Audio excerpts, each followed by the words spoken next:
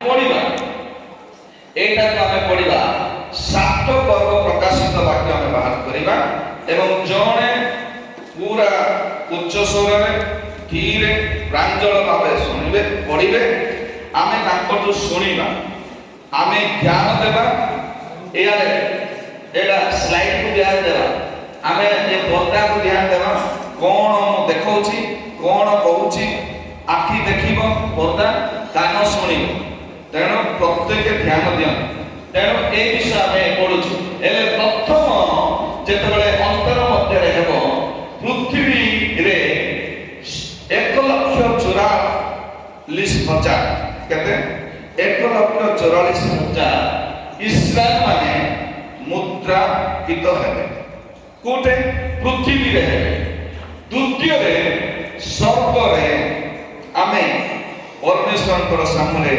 आराधना करिबा हालेलुया षष्ठ मुद्रा एवं सप्तम मुद्रा जो अंतर अछि से भितरे इस्राएल लोक मानकु प्रभु तांकर दूत मानकु पठाए 1,44,000 लोकंकु मुद्रांकित करिवे अर्थात चिन्हट करिवे आ से माने ए विपदरु बंची आ स्वर्गरे आमे जेतिकी राज्य रहिथिबो आमे जेतिकी मंडली आमे प्रभुଙ୍କ सहित जाइथिबो स्वर्गरे आमे सदा प्रभुଙ୍କ सिंहासन सामने आमे समस्त आराधना करिबा हालेलुया हालेलुया तेणु आमे पढ़िबा सात पर्व पढ़िबा पूर्वरु मु कहिबी स्वर्गदूत माने चारि दिगरे छिड़ा हेले आ से माने पवन को अटके की रखे चारि दिगरे चारि जण दूत माने छिड़ा हेकी पवन को अटके रखिले पवन को अटके रखिले आ पूर्व दिगरु जने दूत आसिकी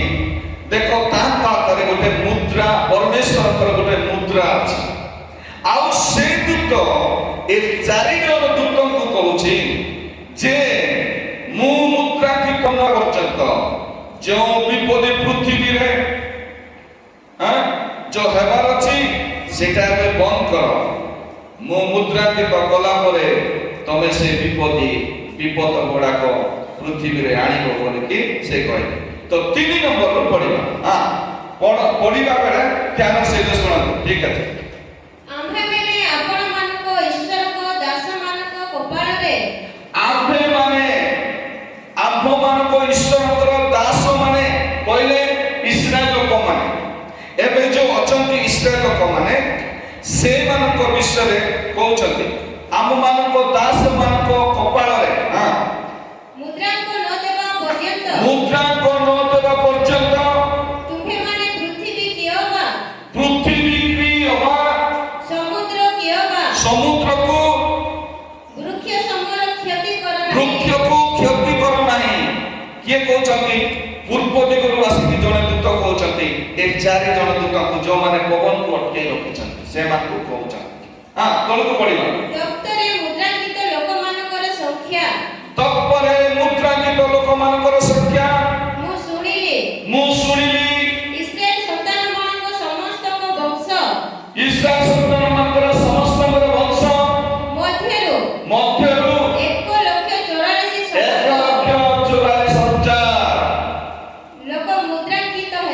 लोक मुद्रांकित हेले काहे की मुद्रांकित हेले पृथ्वी रे समुद्र रे एवं वृक्ष मात्रे जंगल रे विपद आसीबो सेई विपद या परे जेतिकी विपत्ति आसीबो ए मुद्रांकित हेइबा लोक माने से विपत्ति रे शामिल हेबे नाही ए बेले रक्षा पाइबे हालेलुया केते मंडली लोक माने प्रचार करूचंती ए 1,44,000 लोक आमे प्रभु आपको मुद्रांकित करबे भूल आमे इस्राएल जन्म है चुकी आमे इस्राएल जन्म है चुकी नहीं शारीरिक भाव रे जो माने इस्राएल देश रे जन्म है चती से मान को मुद्रांकित करबा पाई पूर्व दिगरु गोटे दूत परमेश्वर कर मुद्रा धरि के आसिले आ ए मान को मुद्रांकित कले ए मान को मुद्रांकित कले कि स्वर्गदूत मुद्रांकित करूछंती काहे कि ना एबे जो विपत्ति गुड़ा आसीबो ସେଥିରୁ ସେମାନେ ରକ୍ଷା ପାଇବେ। Hallelujah hallelujah. ଏ ଯୋଉ ଷଷ୍ଠ ମୁଦ୍ରା ଏବଂ ସପ୍ତମ ମୁଦ୍ରା ଯୋଉ ଅନ୍ତର ମଝିରେ ଅଛି ସେଇଟା ହେଲା ସ୍ୱର୍ଗଦୂତ ଆସିକି ଇସ୍ରାଏଲ ମାନଙ୍କୁ 1,44,000 ଲୋକମାନଙ୍କୁ ମୁଦ୍ରାଙ୍କିତ କରିବ।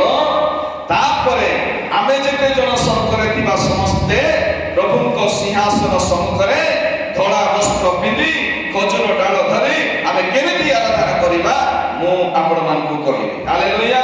ତ ଏବେ କୋଉମାନେ ମୁଦ୍ରାଙ୍କିତ ହେଇଛନ୍ତି ତା ତଳକୁ ପଡ଼ିବା। ଠିକ ଅଛି।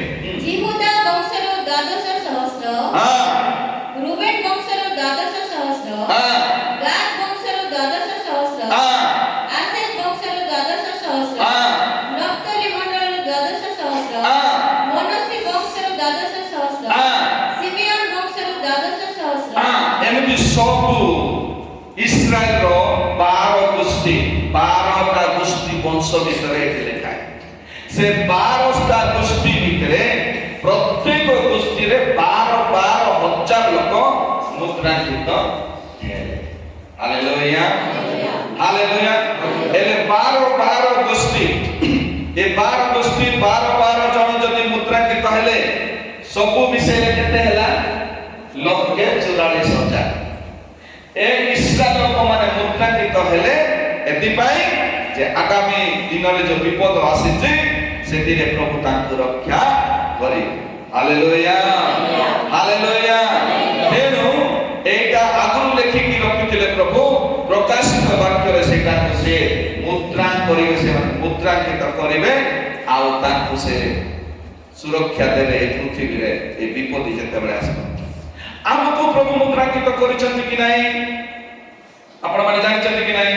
ପ୍ରଭୁ ଆମକୁ ମୁଦ୍ରାଙ୍କିତ କରିଛନ୍ତି କି ନାହିଁ? ଆମକୁ ମୁଦ୍ରାଙ୍କିତ କରିଛନ୍ତି କୋଉ ଦିନ? ଯୋଉ ଦିନ ଆମେ ପବିତ୍ର ଆତ୍ମା ପାଇଲୁ ସେଇ ଦିନ ପବିତ୍ର ଆତ୍ମାଙ୍କ ଦ୍ୱାରା ଆମେ ମୁଦ୍ରାଙ୍କିତ ହେଇଛୁ। Hallelujah hallelujah. ଯୋଉମାନେ ମୁଦ୍ରାଙ୍କିତ ହେଇଛନ୍ତି ପ୍ରଭୁଙ୍କୁ ଜାଣିଛନ୍ତି ସେମାନେ ଏବେ କୋଉଠି ଅଛନ୍ତି? ପ୍ରଭୁ ଆସିଲେ ସେମାନଙ୍କୁ ନେଇଗଲେ ସେ ଏବେ ବଡ଼ ସ୍ୱର୍ଗରେ ଅଛନ୍ତି। ତ ସ୍ୱର୍ଗରେ ଆମେ ଆରାଧନା କରୁଥିବା ସମୟରେ ଏ ସମସ୍ତେ ଇସ୍ରାଏଲ ବୋଲେ କିଏ? ଇସ୍ରାଏଲ ବୋଲେ କିଏ? ଇସ୍ରାଏଲ ବୋଲେ ଯାକୋବ। ତାଙ୍କର ନାମ ହେଲା ଯାକୋବ। ଯାକୋବର ପିଲାମାନେ ହେଲେ 12 ଜଣ। ସେ 12 ଜଣ ବଂଶରୁ 12,000 ଲୋକଙ୍କୁ ପ୍ରଭୁ ବାଛିଲେ ଆଉ ଦୂତଙ୍କ ଦ୍ୱାରା ମୁଦ୍ରାଙ୍କିତ କଲେ। ହାଲେଲୁୟା। ତାଙ୍କୁ ପରମେଶ୍ୱର କଣ ନାଁ ଦେଲେ? ଇସ୍ରାଏଲ ନାଁ ଦେଲେ। ସେମାନେ ଶାରୀରିକ ଭାବରେ ଇସ୍ରାଏଲ ଲୋକ କିନ୍ତୁ ଆମେ ଆତ୍ମିକ ଭାବରେ ଇସ୍ରାଏଲର ଗୋଟେ ଅଂଶ। ପ୍ରେଜ୍ ଦ ଲର୍ଡ ହାଲେଲୁୟା। ତେଣୁ ଏବେ ଆମେ ପଢିବା 9 ପଦରୁ 17 ପଦ ପର୍ଯ୍ୟନ୍ତ ଧ୍ୟାନରେ ଦିଅନ୍ତୁ ଧ୍ୟାନ ଦିଅନ୍ତୁ। ଏହା ପରେ ମୁଁ ଦୃଷ୍ଟିପାତ କଲି ଏହା ପରେ ମୁଁ ଦୃଷ୍ଟିପାତ କଲି। ଏହା ପରେ ମୁଁ ଦୃଷ୍ଟିପାତ କଲି ମାନେ ଏହା ପରେ ମୁଁ ଜହନ କହୁଛନ୍ତି ମୁଁ ଦୃଷ୍ଟି କଲି ଅର୍ଥାৎ ମୁଁ ଦେଖିଲି। ଆଉ ଦେଖ ସର୍ବଜାତି ଲୋକମାନେ ସର୍ବଗୋଷ୍ଠୀ ଲୋକମାନେ ସର୍ବବଂଶ ଲୋକମାନେ ସର୍ବଭାଷା ଲୋକମାନେ ଅଜ୍ଞାନ ଏକ ମହାଜନତା ଗଣି ହେବ ନାହିଁ। ଅଗଣ୍ୟ ମହାଜନତା ଶୁକ୍ଳ ବସ୍ତ୍ର ପରିହିତ ହୋଇ ଧଳା ବସ୍ତ୍ର ପିନ୍ଧିକି ଖଜୁରୀ ବାହୁଙ୍ଗା ହାତରେ ଧରି ସିଂହାସନ ମେଷ ଶାବକ ସମ୍ମୁଖରେ ଦଣ୍ଡାୟମାନ ହୋଇଅଛନ୍ତି। ହାଲେଲୁୟା। ସେ ଲୋକମାନେ ହେଲେ ଆମେ। ହାଲେଲୁୟା। ଜୋରଦାର କର ତାଳି ଦେବା। ଯୋଉମାନେ ଖଜୁରୀ ଡାଳ ଧଳା ବସ୍ତ୍ର ପିନ୍ଧିକି ସଦାପ୍ରଭୁଙ୍କ ସିଂହାସନ ସମ୍ମୁଖରେ ଛିଡ଼ା ହେଇଛନ୍ତି ଏ ମହାଜନତା ଯେଉଁମାନଙ୍କୁ ଗଣି ହେବ ନାହିଁ ସେମାନେ ହେଲେ ଆମେ ବିଶ୍ୱାସୀ ମାନେ। ପ୍ରେଜ୍ ଦ ଲର୍ଡ ହାଲେଲୁୟା ହାଲେଲୁୟା। କେତେ ଜଣ ଖୁସି ଅଛନ୍ତି ଆମେ ସ୍ୱର୍ଗରେ ଧଳା ବସ୍ତ୍ର ପିନ୍ଧିକି ଖଜୁର ବାହୁଙ୍ଗା ଧରିକି ସଦାପ୍ରଭୁଙ୍କର ସିଂହାସନ ସମ୍ମୁଖରେ ଛିଡ଼ା ହେଇ ପ୍ରଭୁଙ୍କର ଆରାଧନା କରିବା। କେତେ ଲୋକ ଏବେ ଖୁସି ଅଛନ୍ତି। ହାଲେଲୁୟା। ମୁଁ ତ ଚାହୁଁଛି ଡଙ୍ଗରୀ ଲୋକମାନେ ସମସ୍ତେ ସେ ଥିବେ ଏ ଦଳ ଭିତରେ ଥିବେ। ସେଥିପାଇଁ ବୋଲି ମୁଁ ପ୍ରାର୍ଥନା କରୁଛି ପ୍ରତ୍ୟେକ ଆତ୍ମାକୁ ତୁମେ ପ୍ରଭୁ ତୁମେ ଆସିବା ଦିନ এই ଦଳରେ ସାମିଲ କର। ହାଲେଲୁୟା। ସେମାନେ এই ଦଳରେ ସାମିଲ ହେଇକି ପ୍ରଭୁଙ୍କ ସିଂହାସନ ସମ୍ମୁଖରେ ଖଜୁର ଡାଳ ଆତ୍ମିକ ଖଜୁର ବାହୁଙ୍ଗା କରିକି ସେମାନେ ପ୍ରଭୁଙ୍କର ସମ୍ମୁଖରେ ଆରାଧନା କରିବେ। Hallelujah hallelujah. ଏଟା ମନ କଡ଼ା କଥା ନାହିଁ, ଯାହା ଲେଖା ଅଛି ମୁଁ ପଢିକି ଆପଣମାନଙ୍କୁ କହୁଛି, ଟିକେ ମତେ ଏପଟେ ସେପଟେ ମିଶଉ ନାହିଁ। ଏଥିପାଇଁ ନା ବାକ୍ୟ ଅଟେ। ହାଲେଲୁୟା। ଏହା ସଦା ପ୍ରଭୁଙ୍କର ବାକ୍ୟ, ମନ ଗড়ା କଥା ନାହିଁ। ତେଣୁ ତଳକୁ ପଢିବା। ସେମାନେ ଉଚ୍ଚ ସ୍ୱରରେ କହୁଅଛନ୍ତି। ସେମାନେ ଉଚ୍ଚ ସ୍ୱରରେ କହୁଛନ୍ତି। କୋଉମାନେ? ଏ ଭିଡ଼, ଏ ଦଳ, ବହୁ ସଂଖ୍ୟାର ଦଳ ଉଚ୍ଚ ସ୍ୱରରେ କହୁଛନ୍ତି ପରିତ୍ରାଣ ସିଂହାସନ ପରିତ୍ରାଣ ସିଂହାସନ ଉପବିଷ୍ଟ ଆମ୍ଭମାନଙ୍କ ପରମେଶ୍ୱର ଆମ୍ଭମାନଙ୍କ ପରମେଶ୍ୱର ମେଷ ଶାବକଙ୍କର କାର୍ଯ୍ୟ ମେଷ ଶାବକଙ୍କର କାର୍ଯ୍ୟ ଜୟ ଜୟକାର ହଉ। ହାଲେଲୁୟା। ଆଥରେ ପଢ, ଆଥରେ ଶିଖ। ସେମାନେ ଉଚ୍ଚ ସ୍ୱରରେ କହୁଅଛନ୍ତି। ସେମାନେ ଉଚ୍ଚ ସ୍ୱରରେ କହୁଛନ୍ତି ପରିତ୍ରାଣ ସିଂହାସନ ଉପବିଶିଷ୍ଟ ପରିତ୍ରାଣ ସିଂହାସନ ଉପବିଷ୍ଟ ଆମ୍ଭମାନଙ୍କ ପରମେଶ୍ୱରଙ୍କର ମେଷ ଶାବକଙ୍କର କାର୍ଯ୍ୟ। ମେଷ ଶାବକ ବୋଲେ ପ୍ରଭୁ ଯୀଶୁ ଖ୍ରୀଷ୍ଟ, ପ୍ରଭୁ ଯୀଶୁ ଖ୍ରୀଷ୍ଟଙ୍କର ଜୟ ଜୟକାର ହଉ। Hallelujah hallelujah. ଜୟ ଜୟକାର ହଉ। ସେମିତି ସେମାନେ ପ୍ରଭୁଙ୍କ ଠାରେ ଆରାଧନା କରୁଛନ୍ତି। ପ୍ରେଜ୍ ଦ ଲର୍ଡ। ହାଲେଲୁୟା। ମୁଁ ମୋର ବିଶ୍ୱାସ ଅଛି ଏଇଠି ମୁଁ ଏ ଦଳରେ ଥିବି ବୋଲି। ହାଲେଲୁୟା। ଆପଣମାନଙ୍କର ବିଶ୍ୱାସ ଅଛି କି ନାହିଁ?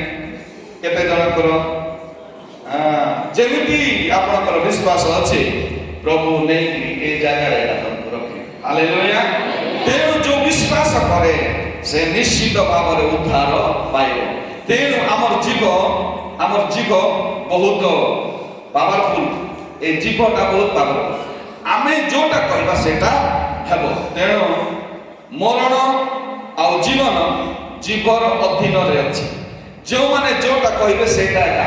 ପ୍ରେଜ୍ ଦ ଲର୍ଡ। ହାଲେଲୁୟା।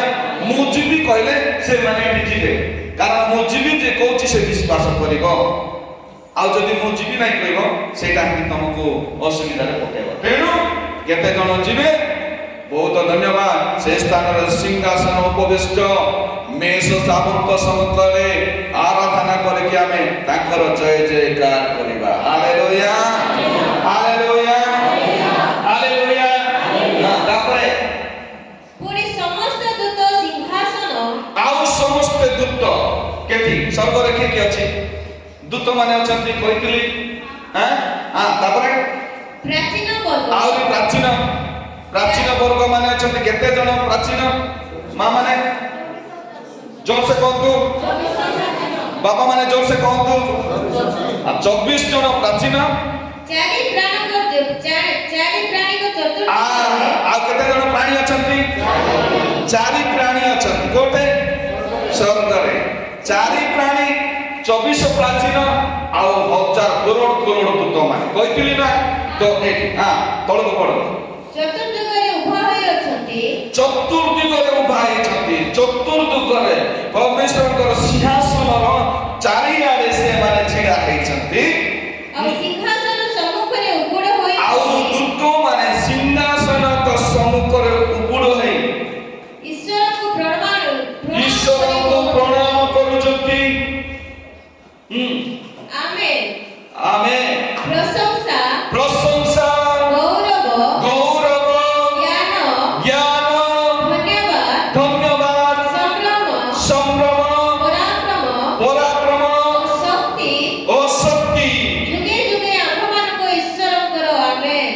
ଯୁଗେ ଯୁଗେ ଆମ୍ଭମାନଙ୍କର ଈଶ୍ୱରଙ୍କର ହେଉ। ଆମେନ୍। ହାଲେଲୁୟା। କୋଉମାନେ କହୁଛନ୍ତି? ସ୍ୱର୍ଗଦୂତ ମାନେ। ପ୍ରେଜ୍ ଦ ଲର୍ଡ। ହାଲେଲୁୟା। ଆମେ ଆରାଧନା କରିବା ସମୟରେ ସ୍ୱର୍ଗଦୂତ ମାନେ ମଧ୍ୟ ଆମ ସହିତ ଆସିବେ ଆଉ ସେମାନେ ମଧ୍ୟ ଆରାଧନା କରିବେ। Hallelujah hallelujah. କେତେ ଜଣ ଇଚ୍ଛା କରୁଛ? କେତେ ଜଣ? ହାଲେଲୁୟା, ଜୋରଦାର କରତାଳି ଦେବା। ତାପରେ କହିବ ପୁଣି ପ୍ରାଚୀନମାନଙ୍କ ହେଲେ ଏ ପ୍ରାଚୀନ ମାନଙ୍କ ମଧ୍ୟରୁ ଜଣେ ପଚାରୁଛନ୍ତି କାହାକୁ? ଜଣକୁ। କେତେ ଜଣ ପ୍ରାଚୀନ ଅଛନ୍ତି? 24 ଜଣ ପ୍ରାଚୀନ ଅଛନ୍ତି। ସେଇ 24 ଜଣ ପ୍ରାଚୀନ ମଧ୍ୟରେ ଜଣେ ପ୍ରାଚୀନ ଜଣକୁ ପଚାରୁଛନ୍ତି। କଣ ପଚାରୁଛନ୍ତି? କଣ ପଚାରୁଛନ୍ତି? ଏବେ ଶୁଣିବା। ମଧ୍ୟରୁ ଜଣେ ମୋତେ ପଚାରିଲେ, ହଁ। ଶୁକ୍ଳ ବସ୍ତ୍ର ପରିହିତ ଏ ଯୋଉ ଧଳା ବସ୍ତ୍ର ପିନ୍ଧିଥିବା ଲୋକମାନେ, ଏହି ଲୋକମାନେ କିଏ? ଏ ଲୋକମାନେ କିଏ? ଜଣ। ସେମାନେ କିଏ? କେଉଁଠାରୁ ଠିକ୍ ଆସିଲେ?